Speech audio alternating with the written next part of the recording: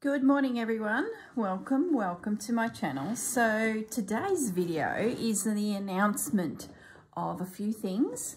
There is a new project which you're seeing a glimpse of here that I'm going to be starting for myself for the year. Also I want to talk about our brand new Facebook page, so I'll tell you about that as well. And then just to want to touch base on Susanna's project, her calendar, and yeah, just, I guess, workshop this project so that I've sort of got something in my head of where I'm heading with it. So I sort of want to talk it through with you guys. I've got like 20 ideas and I haven't yet formulated the exact path that I'm taking. So that's what this video is going to be about. But first, let's just touch on Susanna's project. Now, Susanna has launched her calendar for the year where she is providing an image that can be your inspiration for a calendar. So one per month. And of course, the first one, January, is an ocean scene. Now, these templates are available on her website. The link will be below. And there's all sorts in there. So January, February, March. I'm guessing Easter is in March this year. I haven't actually looked if it's March or April. April, May. So it's going to be a lovely project to join in because you're going to have a play with some animals and some different topics.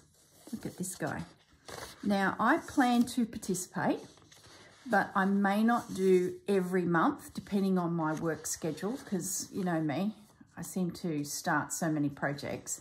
But there's some in particular that I really, really want to do because this year I'd love to play with some animals. And even if I have time for, say, what's one here that doesn't really float the boat? Where is it? The cup of tea. As you know, I don't drink tea. And Susanna does. Remember the whole Corrine doesn't have a kettle? What the hang? That's just crazy. I should actually stitch it just to remind me of all of the shenanigans that went down with Susanna visiting and me not having a kettle for her cup of tea.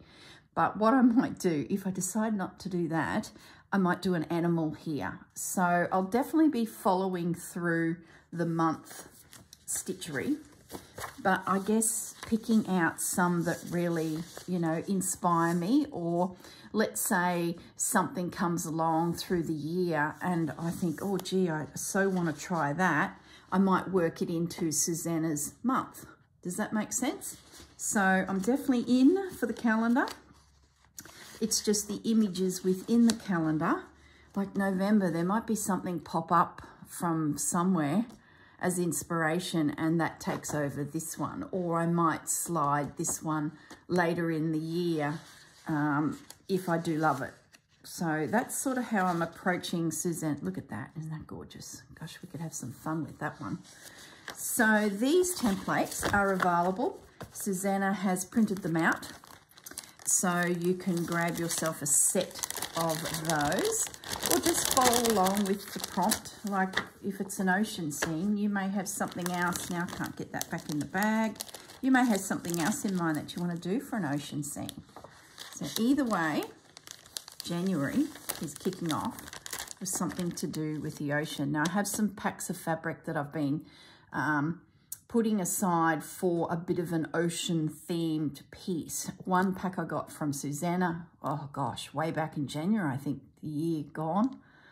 And one I got from Sarah when she was doing the Christmas Roxy Journal of Stitchery volume.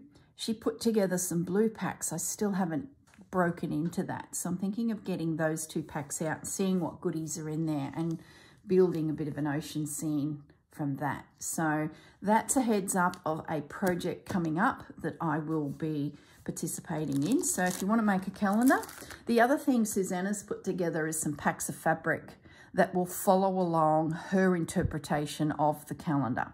So if you really wanted to stick to Susanna's style and colors and taste in fabrics. She's got some packs in her shop also available, but not many because I think a few have sold now. So that's the first project that I wanted to talk about. We'll get into this in a minute. The next thing is Susanna and myself created a Facebook page. So it's a place, because we've got so many projects going, it's just a place for you guys to show us how you're going with it, ask us questions. Like, we're getting comments all the time. How can we send you a photo of my snail that I just made? So we've decided to get our heads together and create a joint page. And then in the process of doing that, Tia said that she would be more than happy to assist us as part of our admin team. And she's very talented in the graphic arts department, it would seem. So when you see these fancy pages pop up, showing a project outline or anything like that, that is so Tia. It is not Susanna and I. So we are very, very thankful to Tia. Now, Tia has a channel, Calm Creations. We've had many adventures through the year with Tia as well. So it's fantastic to have her in the threesome and help us to mediate and help us to create. And she'll be joining in, of course. So I've also thrown out to her to come up with a project for us as well that we can potentially stitch along with. So she's got her thinking cap on for that. So Calm Creations is Tia's site. Of course, you know Susanna's, Vintage Blend Studio, and then myself. So that's the little gang.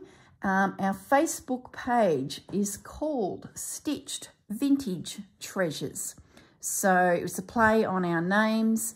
And of course, what we're doing is stitching. So Vintage Treasures, that's Susanna. Treasures is me.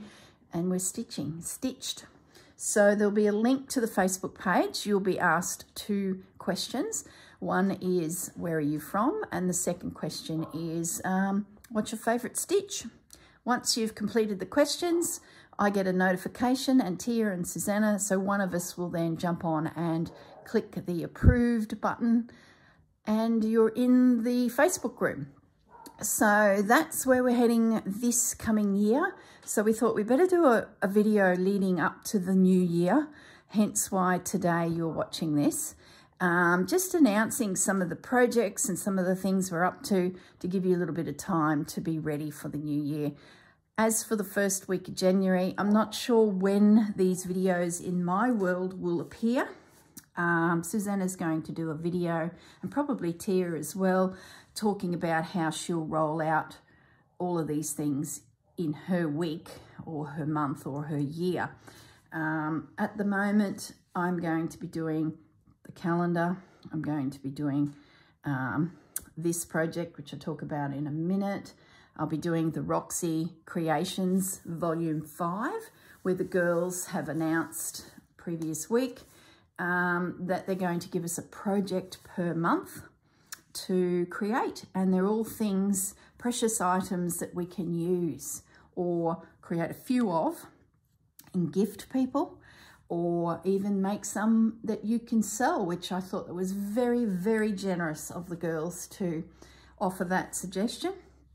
Because as you know, it's tricky keeping up with all of these supplies that we need to, you know, have in our stash. So to have items that we can create and potentially on sell, not that I'm doing that, but I thought that was just, oh, so generous. Those 2 girls and Mum, oh, you girls are just beautiful. So wish you all the luck if you're going to do that and make something and then on sell it. Keep us posted in the girls' Facebook group. The Roxy girls have a group as well. Yeah, love to see your production and let us know how you go, because it is so hard to price stitched items due to the man hours that go into it. But, you know, even if you get something back that can be reinvested into your love of stitching, well, you know, that's not so bad either. Sometimes it's not about the profit. It's about moving it on to someone who will love it, and then getting a few shekels that you can reinvest into some threads or some beautiful fabrics, or even just some books. Anyway, I'm going to stop rabbiting on. I've covered off on Susanna's project, the calendar. I've told you about the Facebook group and that Tia and Susanna and I are linked together in that to try and manage it because, you know, it's all more work for us to do.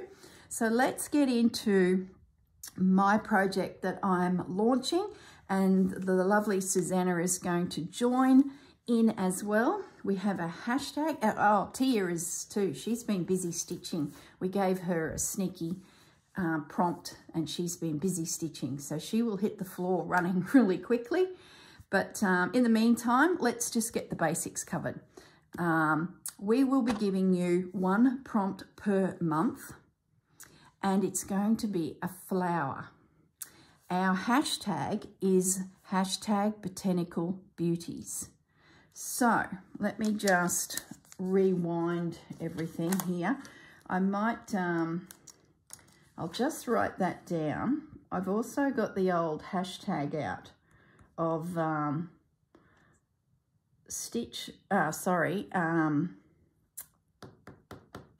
just gone blank. The Stash Busting 2024. So you'll see that on this little piece of paper, but you don't know anything about that yet. That one's coming on New Year's Day.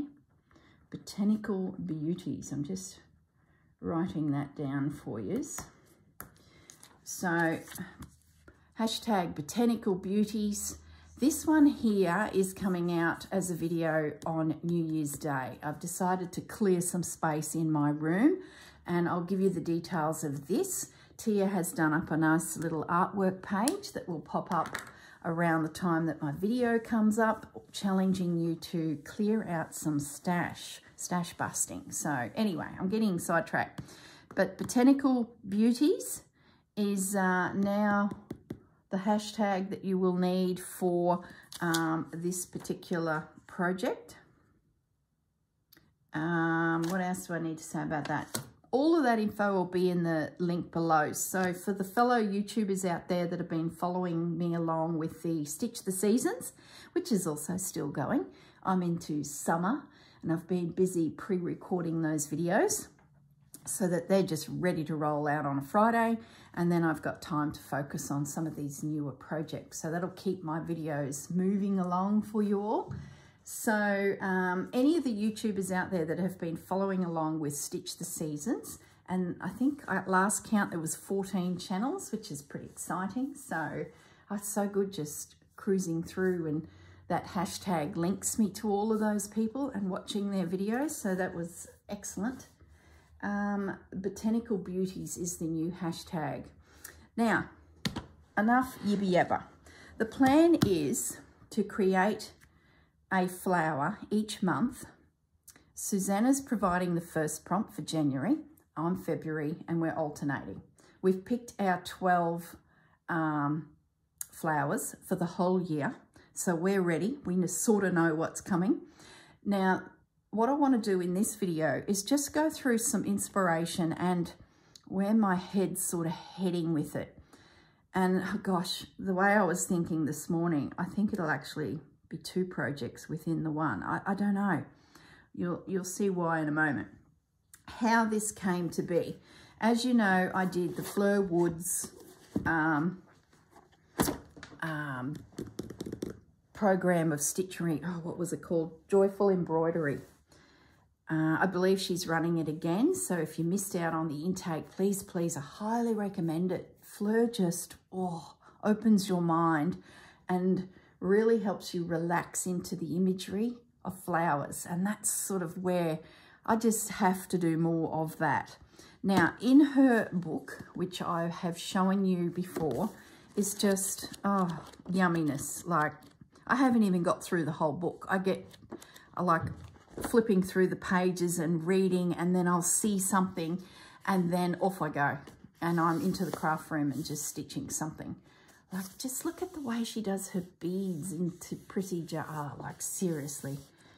I couldn't do that because I'd knock them and they'd be everywhere, or Fudge would jump up on a table and they'd be everywhere. So that's just so not me. The thing that's caught my eye, and I mentioned this when I reviewed Fleur's book. see this pale green cloth in here? That's a tablecloth that Fleur inherited from her great-grandmother. It is stunning. I love how these flowers are stitched onto that beautiful piece of linen, which has inspired Fleur to head off in her own direction and developed a career as an artist in New Zealand. And this is what she credits as being her inspiration, and I love that. So this project is a nod to Fleur's great-grandmother and that tablecloth. Beautiful. So if you watch the video where I review that book, I'll link it below, you will probably start to feel that Corrine's getting a bit of an idea, and as she's talking through the book, she's, getting some ideas. This book was also in the video. I'd love to have a play with my watercolours. I haven't painted for ages. Not that I'm a painter, but I certainly like puddling around in paint. And see how this is done as like a tester of the colours? I think that is cool. Now, if you've been watching Rachel, she's often doing little paint swatches of fabric, and she includes them in her journal making. That's been floating around in the back of my head as well, because it's a beautiful way of exploring, you know, colour before you commit to doing a project. Now, if you want to mush this all together, paint, thread, collaging, fabrics, embroidery, ribbons, beads, you know where I'm heading, guys.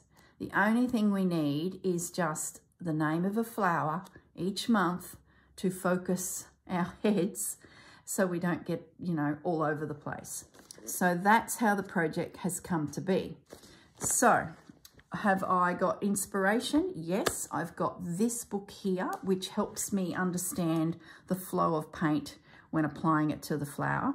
Some flowers are in here that we have chosen, some aren't.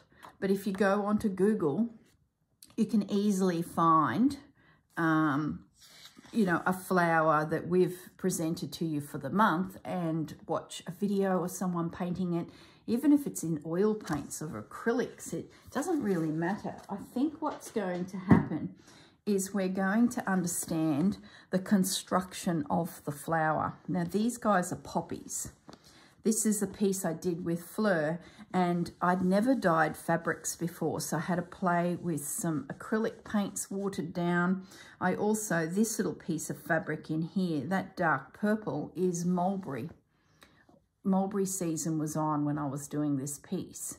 You can see I've got the influence here coming in of Jennifer Clouston.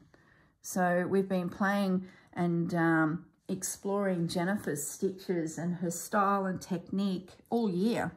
So it'll be lovely to blend Jennifer in with, this is classic me, just collaging, and then Fleur's way of having a look at one flower and focusing just on the detail of one flower. So that's the inspiration.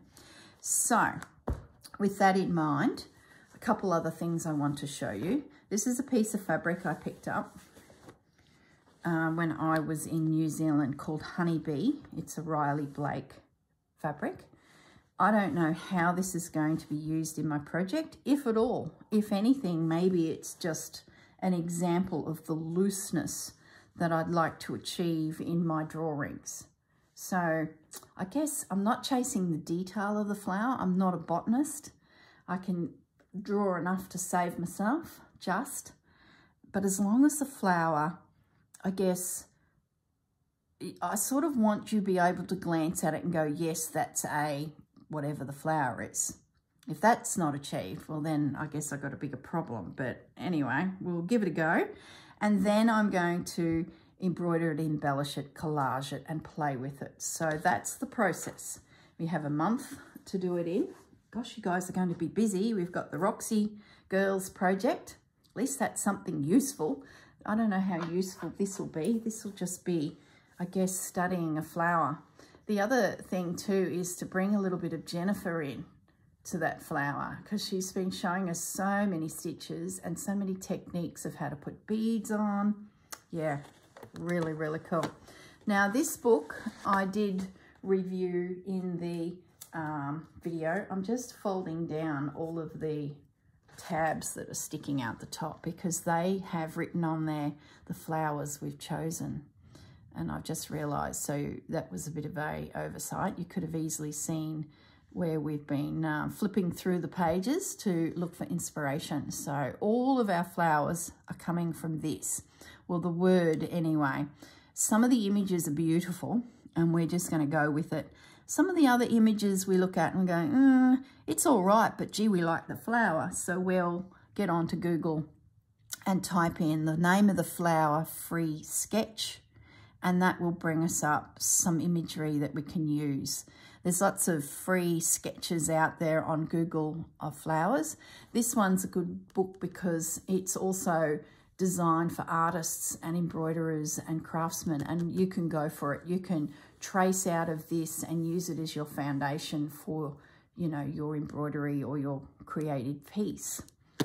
Okay, so Treasury of Flowers Designs. It's a really inexpensive book available online. So if you did want to grab that, it's really cheap. I think it's under $10. Like it's a cracker. They'll probably get a rush on sales and they'll triple the price. So yeah, I hope it stays at a good price for everyone, because I think it's just one of those books that I think will be handy to have in your repertoire of books. So go to the review if you want a proper look. I don't want to flick these pages open because there's post-it notes right across the top of each page and our names, so we know whose flower and the month and whose flower will be announced which month. So go and watch that other video if you want to have a look at the book. All right, so that's my inspiration. The two books, the Stitchery, the Fleur Woods Great Grandmother piece. Oh gosh, let's just have another look at it. Look at that. Oh, imagine a container. Oh my goodness. This lady, I tell you, I like the looseness of her work. It's, you know, just, oh, beautiful. Anyway, stay focused, Corrine. We're flipping through books. Now, these paints and pencils have been sitting in my stash for, oh gosh, over a year, and I haven't done anything with them. Like, I'm seriously just intimidated by them. So I am going, so I haven't even unwrapped them. Look at that, guys. It's deplorable. So Inktense pencils. I first spotted them on Rachel's channel. She was playing with a set of Inktense pencils. Fleur recommended these paints as a inexpensive, I guess, addition to your craft supplies. So I got these online, and it was actually a toy shop that was selling them. As Fleur said, sometimes the paints they give children are just the best because they're not expensive and they do what we need them to do. So I'm unwrapping this for the first time. So they actually come from France. Well, the company that created them, made in China, designed in France. I'll see if I can find a link to those as well. Look at that. Beautiful. Is that going to open even more? Don't break it, Corrine. Like the first video for the project, and I crack, is that even the right? I crack the container that they're in. Oh gosh, who's nervous right about now? Is there sticky tape I can't see? I don't know. Maybe I'm not meant to open them. I'm going to put a bit of, there we go. Gosh, that's a bit of a tight. What am I missing? There it is. Oh, now I've broken the lid off. Oh my goodness. I told you I was going to break them. Anyway, I'm sure that will reconnect. They're designed for children. Like, seriously, How hard do you want to make it for kiddies to get to their paints? Their mums and dads will be forever putting the lid back on. Do that barely. Anyway, let's not study the engineering of the paint set, but that's my little paint set. I have others kicking around, but probably have more pigment in them than these little children's ones. So I'm sort of going to stay away from them this time. I'm just going to stay within this soft muted tones. And of course my Inktense pencils. So this is where the Convery comes in.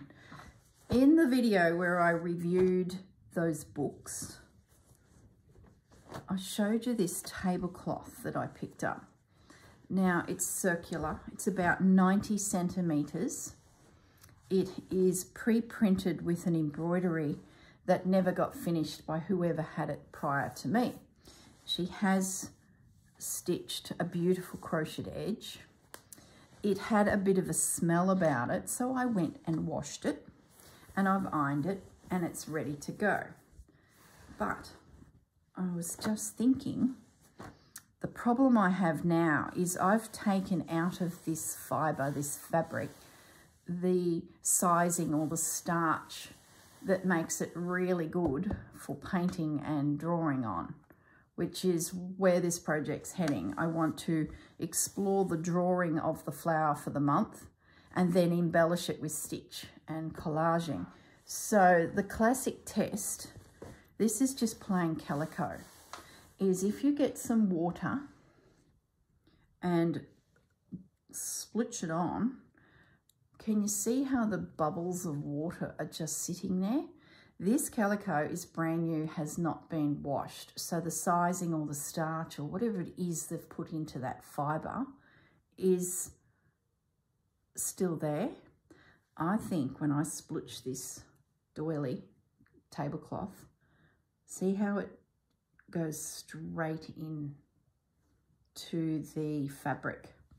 So that is where my head's at in what will I use for my project.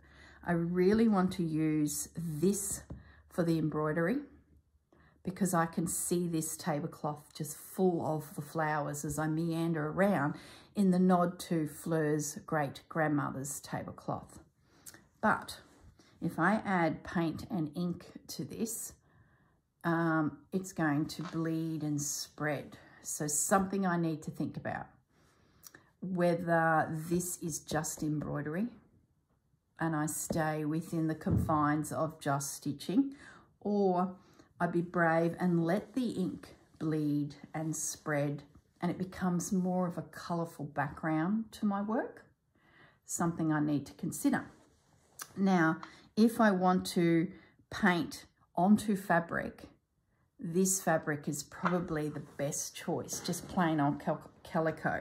Unless you can find a doily or a table runner or a tablecloth that doesn't smell, it doesn't need a wash, and still has this ability, well then I think you're streets ahead of me, because by washing it, I've sort of changed the fabric and what I can do with it.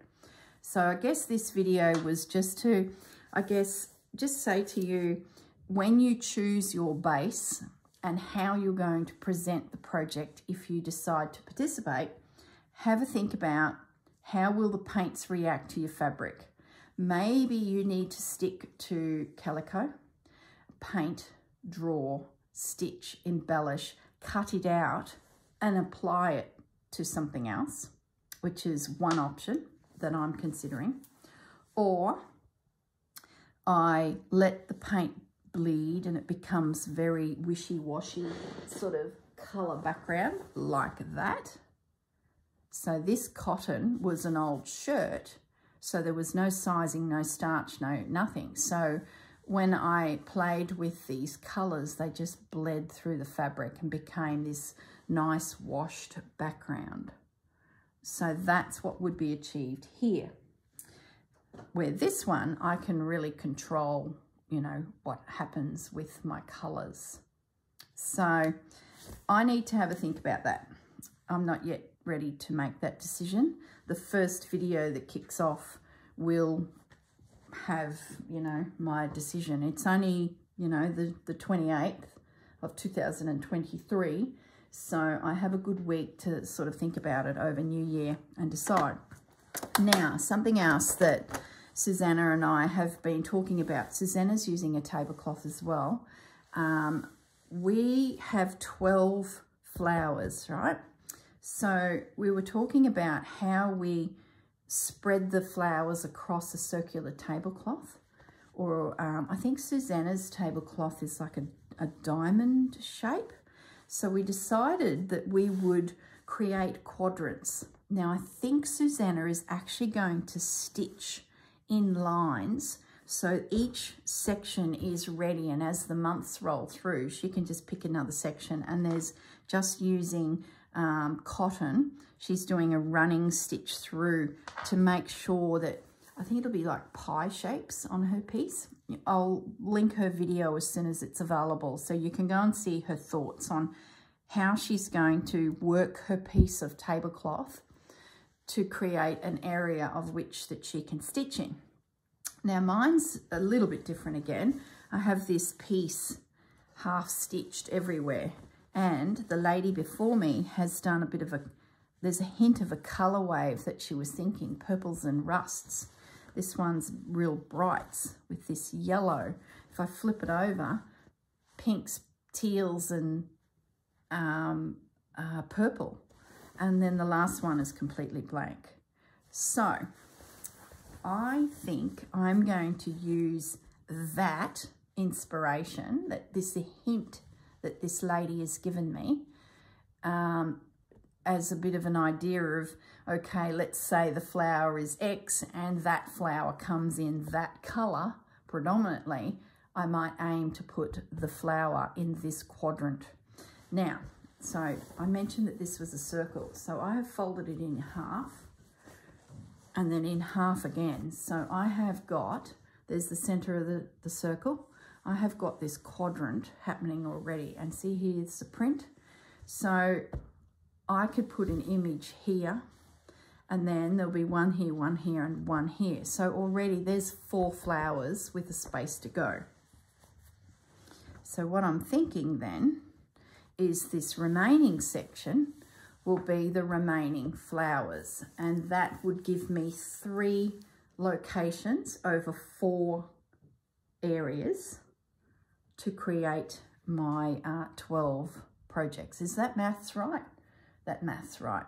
So one here, one here, one here. Then I've got this to play with as well. So the tablecloth is going to be definitely part of the main project. I am stitching onto the tablecloth. So if you have one in your stash that you're wondering what the hell you would want to do with it, grab it out, because let's go for it. And that's going to be my foundation. Look, I've just made a decision because I've been so wishy-washy, but I really want to have control over my paint. So I think what I'm going to do, I'm thinking, I'm going to make a decision. Like, stop mucking around, girl. Part of the process of planning these projects, I really just love mulling around the how it's going to come together. I just, and if that takes 2 weeks, I love every minute of it. I think I'm going to do something on a random piece of calico. I don't know what will happen to these pieces. By the end of the year, I'll have a collection of 12 random pieces of fabric that have been painted, some stitching on it, some beading on it. So that's what I'm thinking of doing here, and I'm going to explore my paints. So in the meantime, let's put that away. Let's grab ourselves a smaller piece of calico. No, I don't have a smaller piece, so let's just use this. It's the end of a roll of fabric. So I'm just going to tear myself off a section. What I want to do, while I'm waiting for that first prompt that Susanna will give us, I want to understand my paints. So if you own some watercolour pencils or Inktense pencils, I believe the only difference is they're more intense with the ink pigment, these Inktense pencils. I wouldn't say they're the cheapest thing around. There's different size quantities you can buy. I bought this at Officeworks. I went for the 24 pack, but I think there was a 12, there was a 36, there was heaps. But gee, they got very expensive. And I thought, well, this will do. I've got heaps of watercolour pencils. If I do not have a colour, I can go looking, and I think I seriously would find it somewhere in my cupboard. So what I want to do in this video is start to understand my colours, because let's say I've just been given a flower by Susanna and I want to go for it in the way of selecting cottons and beads and embellishments, or create some fabric with a colour from these paints that I then cut up and use on the flower. I need to understand what these all are. So I had the idea that I would create a, what do they call it? A sample, what do they call them? Oh, I don't know. Paint sampler. So we know what we're dealing with. So my plan is, that's probably going to be the wrong sort of pen because I'll be adding water, but I think they're heat soluble only, aren't they? Let's have a little test. I'm just going to draw up here, add a dab of water. It doesn't disappear. Okay, where we go. Let's get rid of this mat, like the girl is painting on a wool mat, which is probably not the smartest. I put my bracelet on because it's Christmas, New Year, and the girl wants to feel a little glamorous, but it then clinks, so it's lasted all of the day, and I'm now taking it off. And it's been sitting on my craft desk because I come in and do a video and all I hear is clink, clink. So that's the end of looking glamorous. That didn't last long, did it? Now we're getting messy with the paints. So what I'm thinking of doing is drawing a box. Don't overthink this, guys. Like, seriously, this is just a little bit of play. Pull out your pencils and see how they react to fabric and have a play with them. And then we can refer to this. I've got pencils rolling everywhere. So there should be a name. Sherbet lemon by the looks of it. Gosh, I can barely read that. They're made in England. So, sherbet lemon.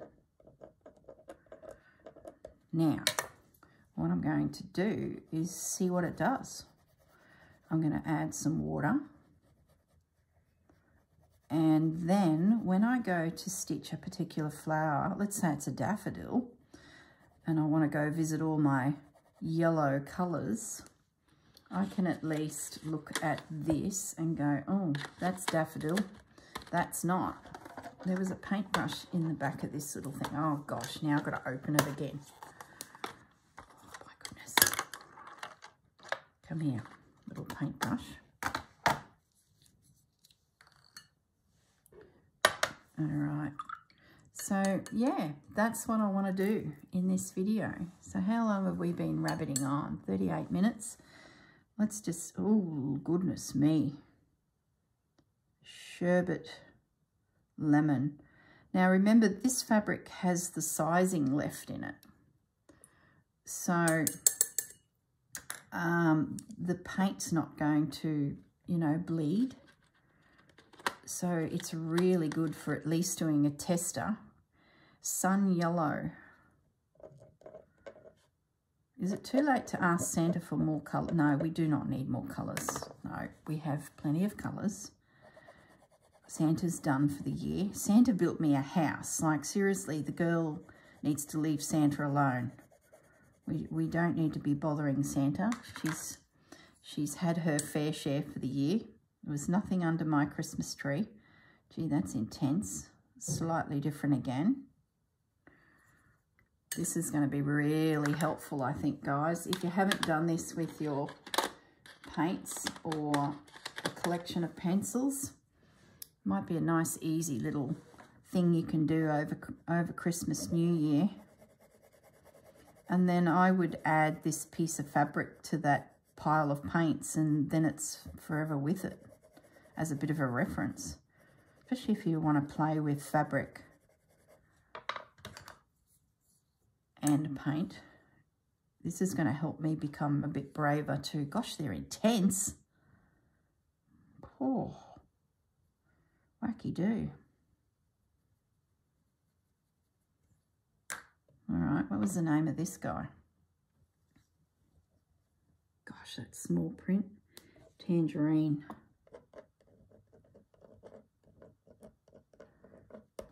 If I was enthusiastic, I could embroider those words, but one is not enthusiastic. One is trying to have a bit of a break over Christmas, New Year, but has still managed to do some videos. So this guy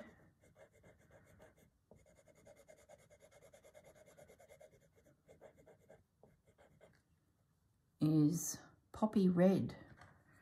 Gosh, can you imagine what this is about to do? Oh. All right, if you're wondering what intense meant within those words, Inktense pencil, hello. Oh, goodness me.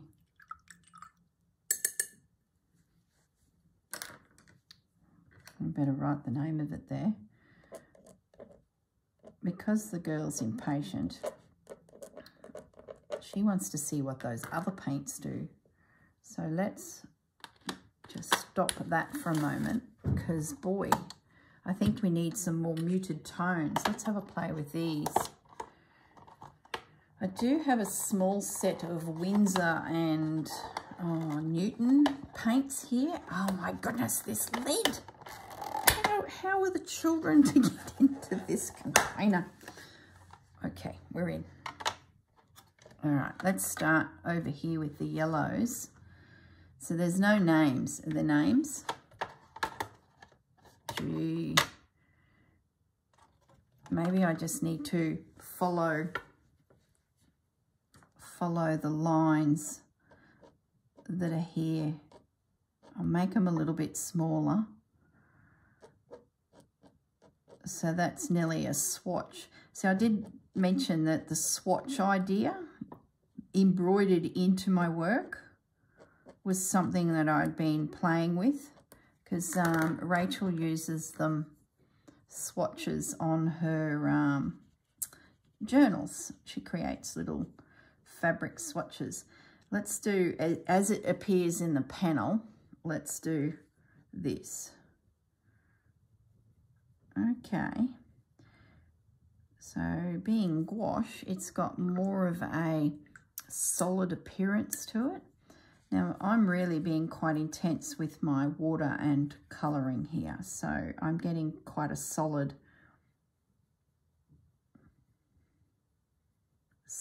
piece of paint. Gosh, that's nice. But if I want a more intense colour, those pencils, maybe the detail within a flower, I don't know. When you start playing with the throat of a flower.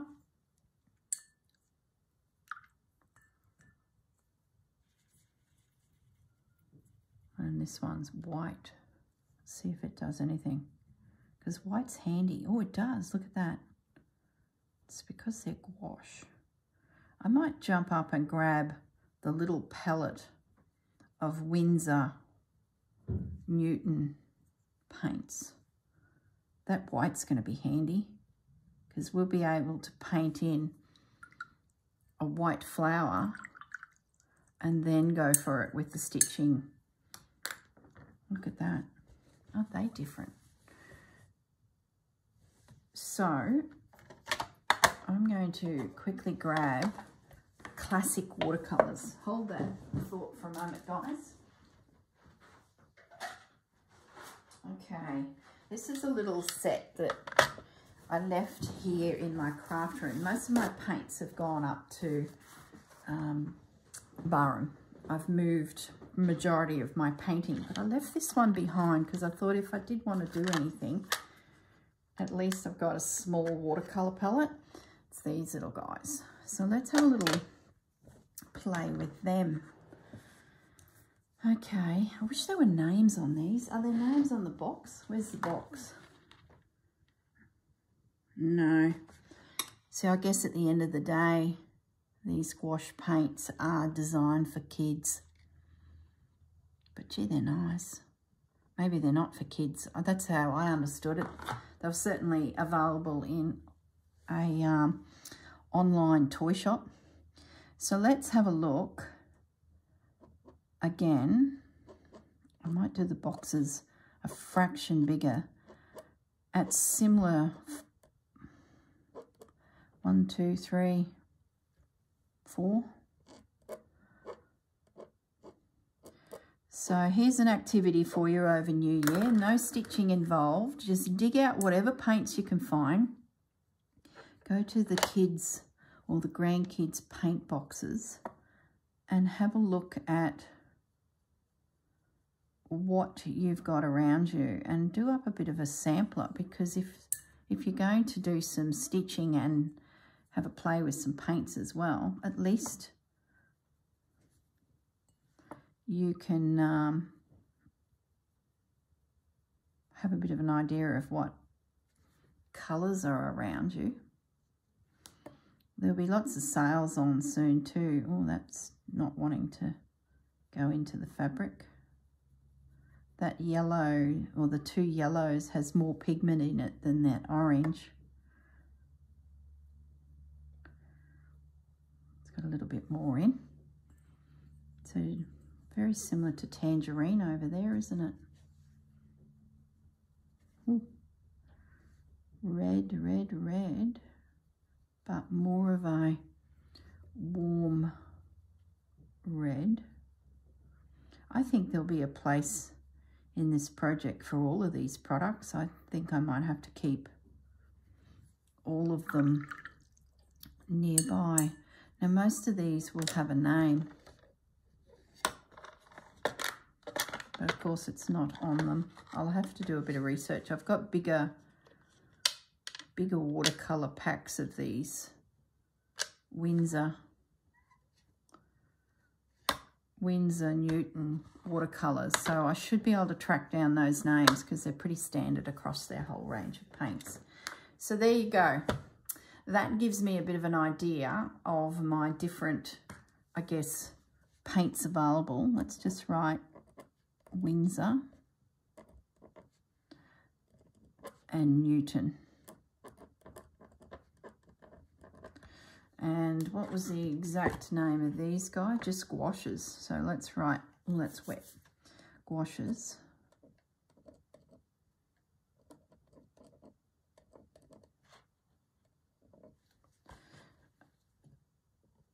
And then these guys were the Derwent Inktense pencils.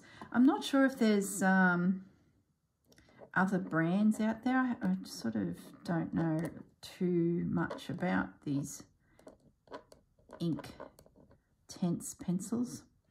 Another thing that I do have here is pastel. I think they work really well on fabric too. They do smudge a bit, so one needs to be a little bit careful. Now, the other thing you need to keep in mind if you are going to go down the painting road like me, is if this was ever washed, I think it would lose most of those paints. Whether there's a treatment we can do to it, I do not know.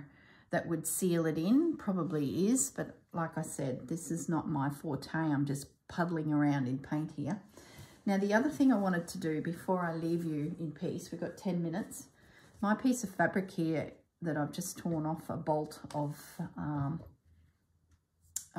calico if you want a bit of an idea, there's 12 inches, so double it, 24 inches, and another 10. So it's about 36 inches, roughly 34-ish in length. I had taken a bit off, I think. It's not a true size, but this will, I think, be a really good help. Now, what I want to do is go to my stash of scrappy bits of fabric and see if I can find something that I know has been laundered. Oh, that's an old tablecloth for sure. And I've taken the artwork out of it.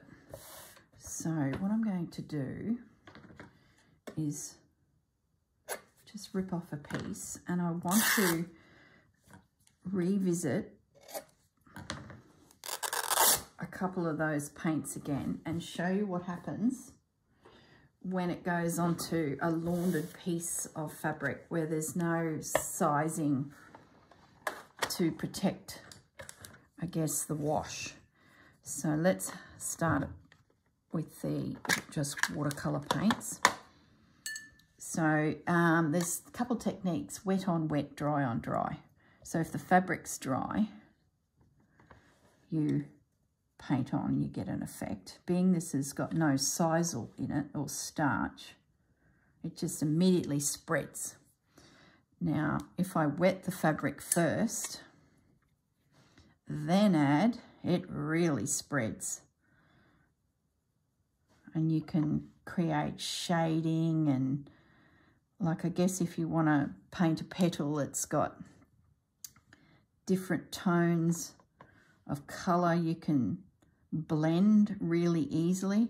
I won't be able to do that on that calico because the starch is going to stop me. Look, I'm getting carried away now. The starch is going to stop me from getting that nice bleeding effect. That's why I think this might be good for background colours. Then the more water you add, the softer and more floatier it gets. So there's watercolour. So if you were doing a leaf and you wanted to define a leaf, yeah, this fabric will not do you any favours because, oh, here's this lid again. Seriously.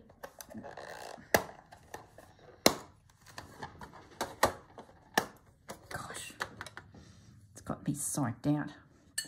Let's have a play with a similar tone of orange. Dry fabric. With it going on. Wet fabric. With it going on. Just gets a little bit more intense by the looks of it. Look at it spread. So no control. Well, an artist would probably say, yes, you do have control, Corrine. It just depends on the feel that you want for it. So something we need to think about when we start working our flower and whatever fabric you choose to stitch it onto. You might pick a piece of felt and just stitch and not worry about all this painting business. But I don't know, I'm thinking we're going to have a ball. If you can find yourself a little pack of watercolours. Look at it bleed. My goodness. Let's pick a blue or green. What's this one called? Deep indigo. Gee, that sounds like trouble, doesn't it?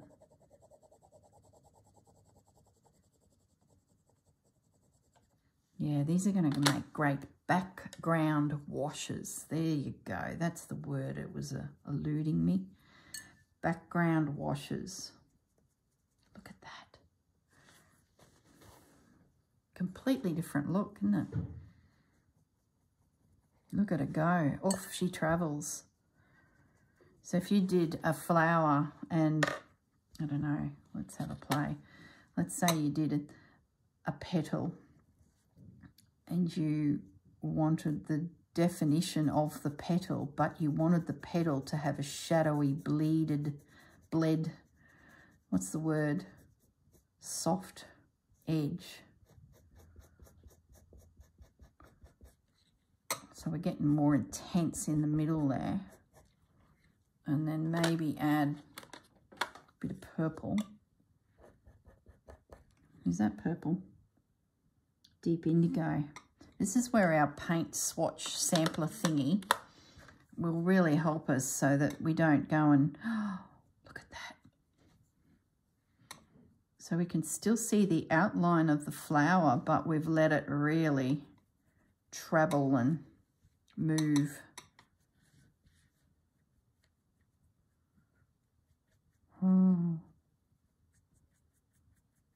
Feather it out. It's got more of a wishy-washy feel to it. Imagine that as a whole flower, and then come in now when that dries and stitch into it. Gosh, guys, where's that colour? Was it deep blue? I don't know. What did I pick up? Doesn't matter. Let's just finish drawing this flower. See, we're going to have a ball, guys. Grab your paints, girls. We're having a play. I don't know if that's the same colour as I previously did. I'm just mucking around now.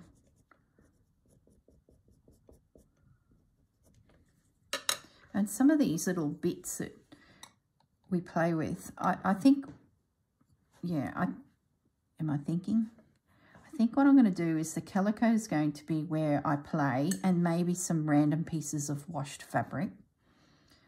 And then if there's anything that comes from it that inspires me to the point where I want to use it in the tablecloth piece, well, it's there.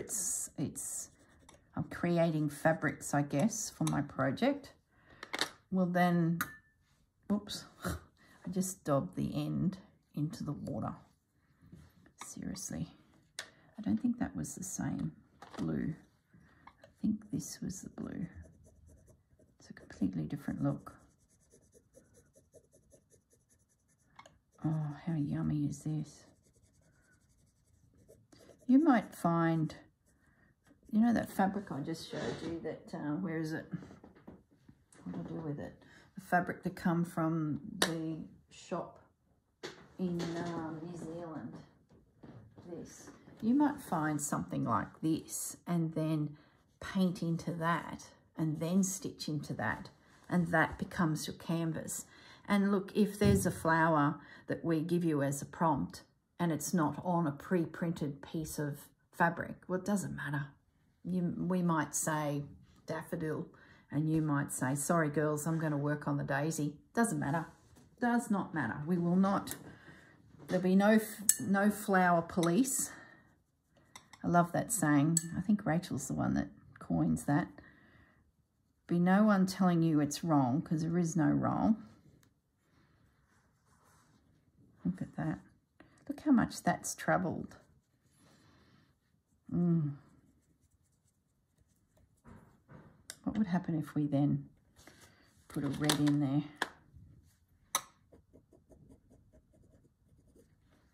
Just a little smudge of it. And let that travel and blend. Gosh, they're intense, aren't they?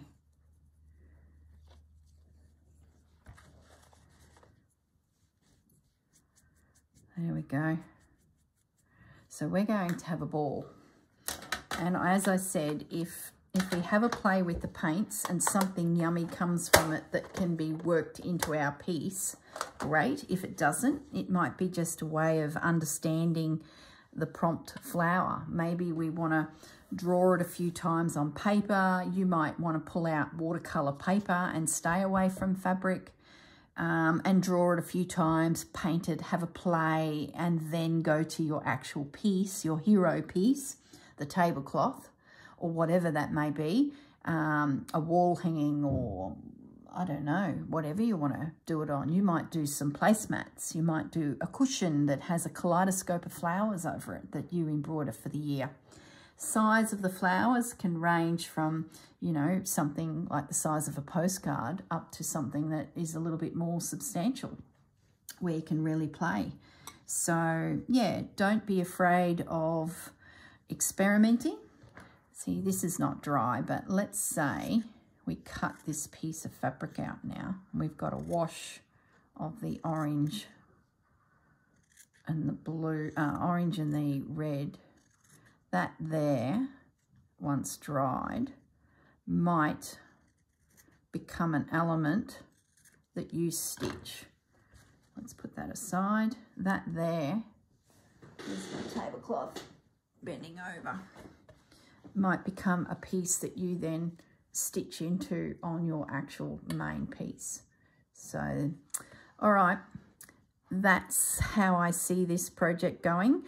I will leave it at that. I'm going to finish my understanding of what paints I have at my fingertips. I think it'll help me tremendously. So I'll make my swatch. So when we get to the next video, which will be the start of the project, Susanna will kick it off with telling us the first flower.